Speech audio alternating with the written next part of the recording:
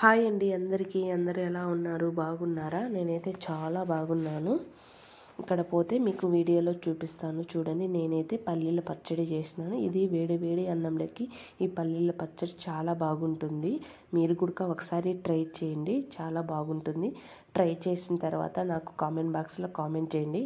అయితే ముందుగా నా ఛానల్ని సబ్స్క్రైబ్ చేసుకోండి ఫ్రెండ్స్. ఇప్పుడైతే వీడియోలో చూపిస్తాను ఎలా తయారు చేయాలనేది. ముందుగా స్టవ్ వెలిగించుకొని కడాయి పెట్టుకొని అందులో మనము పల్లీలు ఒక 3 స్పూన్లు కానీ 4 స్పూన్లు కానీ వేసుకొని 1 స్పూను నూనె అయితే వేసుకొని ఇవి లో ఫ్లేమ్లో పెట్టుకొని కాస్త వేగనివ్వాలి. ఎక్కువ మనం మంట పెడితే ఇవి పల్లీల పైనే కాస్త వేగినట్టుంటే లోపల కొంచెం పచ్చిగానే అనిపిస్తాయి. అందుకనేసి మనం లో ఫ్లేమ్లో పెట్టుకొని ఈ పల్లీలు కాస్త వేగిన తర్వాత మనము కారం తగినట్టుగా ఎండుమిర్చి తీసుకొని ఇలా తుంచి వేసుకోండి. ఇలా తుంచి వేయడం వల్ల కాస్త బాగా వేగుతాయి. ఇట్లా ఈ పచ్చడి అనేది బాగుంటుంది, చాలా బాగుంటుంది. మేము ఎక్కువగా ఇంట్లో ఏమైనా కూరగాయలు లేనప్పుడు, ఇంట్లో అసలు ఇంకా కూర చేయడానికి టైం లేనప్పుడు ఈ పచ్చడి ట్రై చేసుకుంటాము. చాలా బాగుంటుంది. మేమందరం చాలా ఇష్టంగా తింటాం ఈ పచ్చడి. అంటే కాస్త నెయ్యి వేసుకొని తింటే మా పిల్లలు కూడా చాలా బాగా తింటారు. ఇంకపోతే ఈ విధంగా మనం ఎండుమిర్చి ఈ పల్లీలు ఈ విధంగా కాస్త వేగనివ్వాలి. ఇట్లా లో ఫ్లేమ్లో పెట్టుకొని మనం కాస్త వేగనివ్వాలండి. చాలా బాగుంటుంది ఈ విధంగా. ఇంకపోతే ఇందులో వెల్లుల్లిపాయలు ఒక 5 కానీ 6 కానీ ఇలా వేసుకోండి. ఇవి కూడా కాస్త వేగనివ్వండి. వెల్లుల్లిపాయలు వేయడం వల్ల ఈ పచ్చడి కొంచెం బాగా చాలా బాగుంటుంది.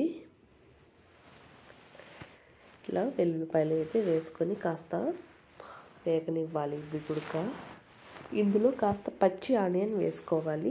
మీరు పచ్చి ఆనియన్ వేసుకోవచ్చు, లేదంటే ఆయిల్ కొంచెం ఫ్రై చేసుకొని అయినా వేసుకోవచ్చు. కానీ ఇది ఒకసారి పచ్చి ఆనియన్స్తో ట్రై చేయండి, చాలా బాగుంటుంది. ఇంకపోతే ఈ కాస్త వేగిన తర్వాత చల్లారించి ఒక మిక్సీ జార్లో వేసుకోవాలి.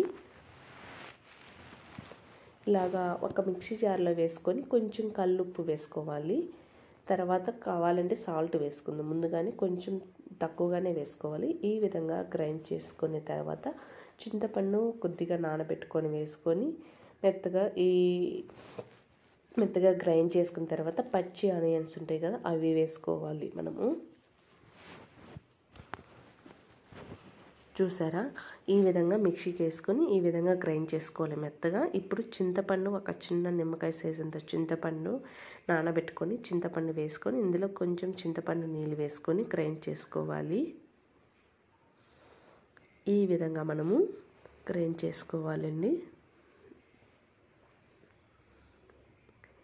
ఈ విధంగా గ్రైండ్ చేసుకొని ఇందులో మనము పచ్చి ఆనియన్ కొంచెం ఇట్లా సన్నగా కట్ చేసుకొని వేసుకోవాలి. పచ్చి ఆనియన్ వేసుకొని ఓన్లీ అట్లా తిప్పి అట్లా అనుకోవాలి. మిక్సీ అనేది మెత్తగా గ్రైండ్ కావద్దు. పచ్చి ఆనియన్స్ మనకు బాగా పచ్చళ్ళలో కనపడతా తినేటప్పుడు పంటి కింద తగులుతూ ఉంటే చాలా బాగుంటుంది. ఇంకపోతే ఈ వేడి వేడి అన్నంలో ఈ పచ్చడి ఈ నెయ్యి వేసుకొని తింటే సూపర్గా ఉంటుంది. మాకైతే చాలా బాగా నచ్చింది పచ్చడి. మీరు కూడా ఈ విధంగా ట్రై చేయండి.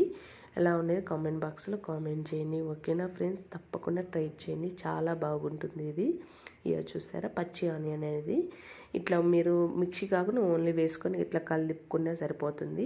మనకు పచ్చి ఆనియన్స్ ఉంటేనే ఈ పచ్చళ్ళలో చాలా బాగుంటుంది. తినేటప్పుడు పంటి కింద తగులుతూ ఉంటే చాలా రుచిగా ఉంటుంది. ఓకేనా? ఈ వీడియో కనుక నచ్చినట్లుంటే